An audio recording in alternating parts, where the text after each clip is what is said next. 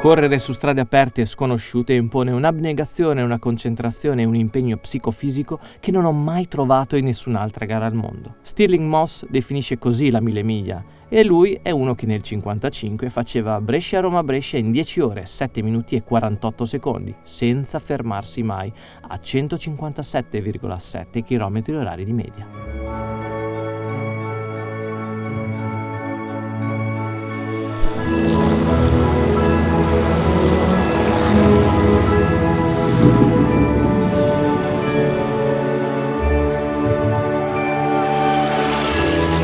La 1000 miglia di oggi è diversa, visto che la velocità ha lasciato il posto a un altro confronto cronometrico, la regolarità. Le auto più belle di tutti i tempi rimangono, ma viaggiano a ritmi relativamente tranquilli. Tranquilli non significa che la gara sia facile. Serve tanta concentrazione e precisione nell'affrontare le difficoltà, ma tagliare quel traguardo di Brescia regala una sensazione in grado di valorizzare ogni chilometro percorso.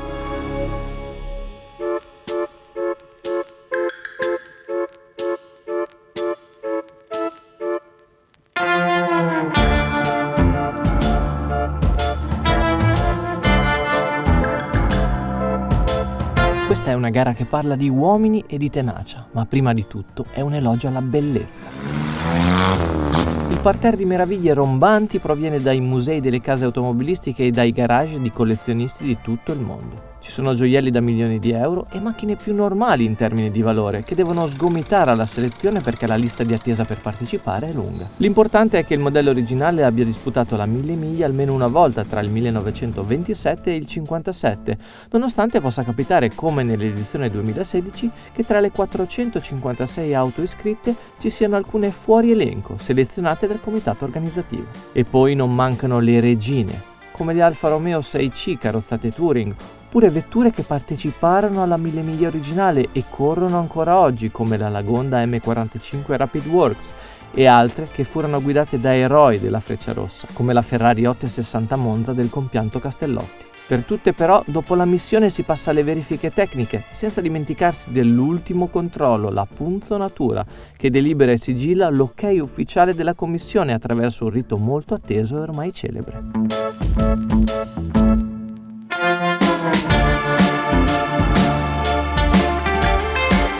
Protagonista delle 1000 miglia 1953 e 54, la Peugeot che mi accompagna in questo inside è ancora fortemente legata alla Frecciarossa, esattamente come il suo proprietario.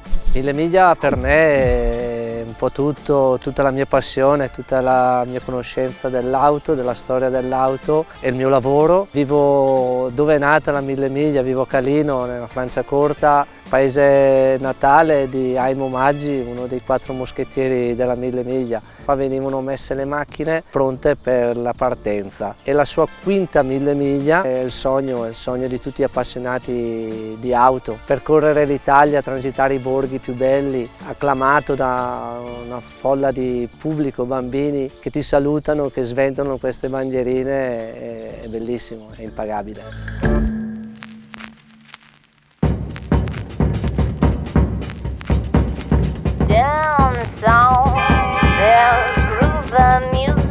Presentata in anteprima al Salone di Parigi nell'ottobre del 47 e definitivamente nel 48, la Peugeot 203 eredita le tendenze stilistiche d'oltreoceano, più spiccate nel frontale, caratterizzato dall'imponente calandra cromata e dai fari tondi incassati nei parafanghi anteriori. La testa del leone campeggia sopra il cofano motore che contiene un 4 cilindri da 1290 cm3 con camere di scoppio emisferiche e 42 cavalli, sufficienti per arrivare a 116 orari, non male considerando i quasi 1300 kg della 203, che dominò la 1000 miglia nel 1953 con Gino Munarone e Lucio Finucci nella sottoclasse fino a 1300.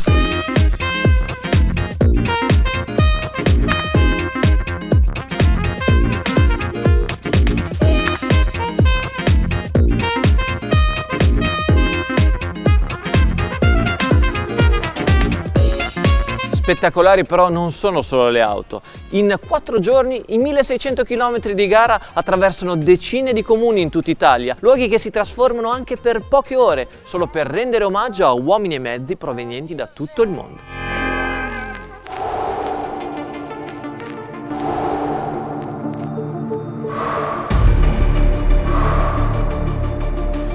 Via! Crive Davis, Maserati Ascend GTS. Carefully growing me. Il punto di partenza e di arrivo è da sempre Brescia, con giro di boa a Roma, passando per un percorso mari e monti che ripropone le strade che furono quelle della Mille Miglia originale. Tra il 27 e il 57 le tappe cambiano, eppure oggi, di anno in anno, qualcosa varia, con strade che sono sempre una sorpresa per equipaggi e per il pubblico che diventa parte della corsa. All at once, can't back out. I can't see straight. Può capitare di immergersi nella natura più totale del parco Sigurtà, per poi guadagnare Ferrara con furore, arrivando a Rimini sotto la pioggia ma sempre col sorriso.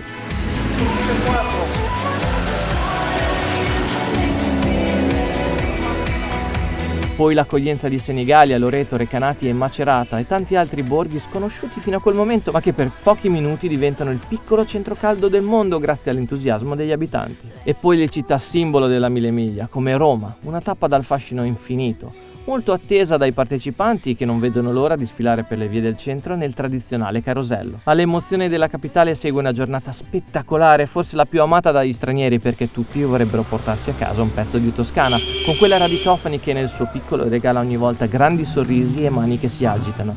Un po' come accade a Siena, dove la Freccia Rossa si perde nell'enorme piazza del campo.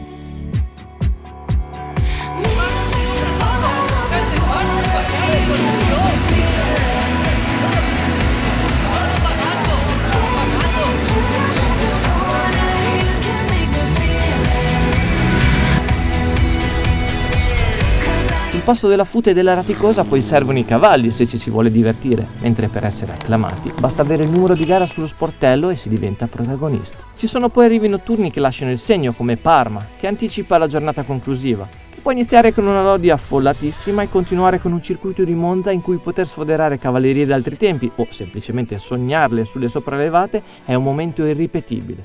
Irripetibile come del resto è l'arrivo a Brescia. Epico.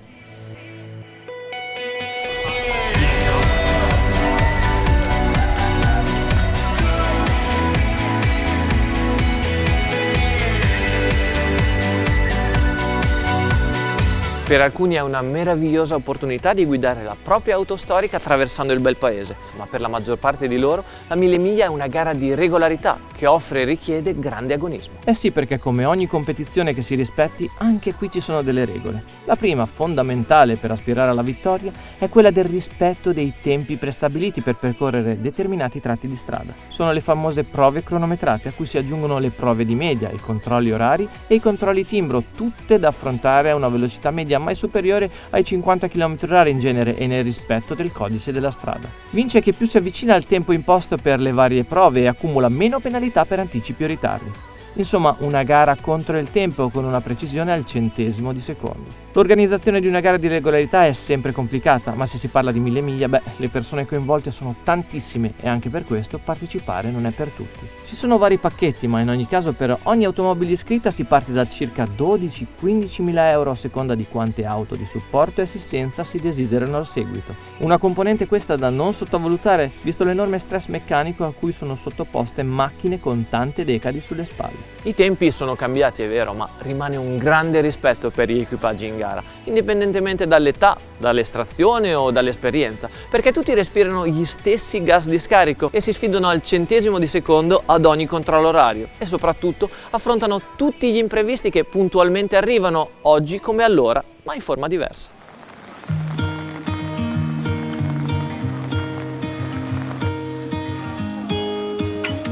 Essendo una classica di primavera, la Mille Miglia è spesso baciata dalla pioggia. I concorrenti sulle auto scoperte si attrezzano con ombrelli e ombrelloni, oltre che con tute impermeabili, ma il disagio rimane, in particolare in frenata e sui passaggi più veloci bisogna essere delicati. Pure le più belle auto storiche, quelle milionarie, devono sorbirsi le stesse code e gli ingombri che tutti noi affrontiamo ogni giorno perché le strade della Mille Miglia sono aperte al traffico. Vietato però farsi largo a forza o infrangere le regole del codice della strada, a meno che non siate scortati dalla polizia, e allora sì che vi sentirete invincibili. E poi gli imprevisti più piccoli, pneumatici che si bucano o motori fumanti, e la fretta, che quando si hanno pochi cavalli è la nemica giurata dei controlli orari, dove a volte può salire la tensione. Costosa, faticosa e a tratti rischiosa se si tira troppo la corda e la si dà vinta alla stanchezza, ma vi assicuro che essere acclamati da grandi e piccini è un'esperienza che non ha prezzo.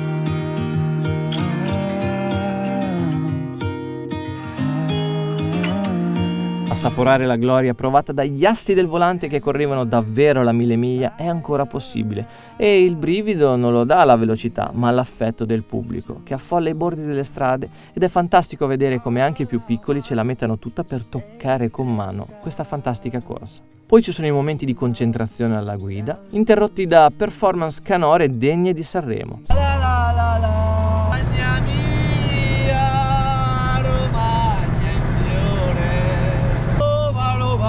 Ma è sempre l'abbraccio delle persone, o a volte anche qualcosa di più consistente e calorico, a rendere la Frecciarossa un universo parallelo che brilla di luce propria almeno per pochi giorni all'anno. Perduti nelle campagne toscane, l'affollato Museo Ferrari, in una grande città o in un piccolo comune, non importa, la 1000 miglia ravviva e rende gioioso tutto quello che sfiora. Certo, 1600 km e poche ore di sonno non sono una cosa da poco, ma se quasi tutti gli equipaggi all'arrivo a Brescia sarebbero voluti ripartire con la pioggia o col sole, un motivo ci sarà.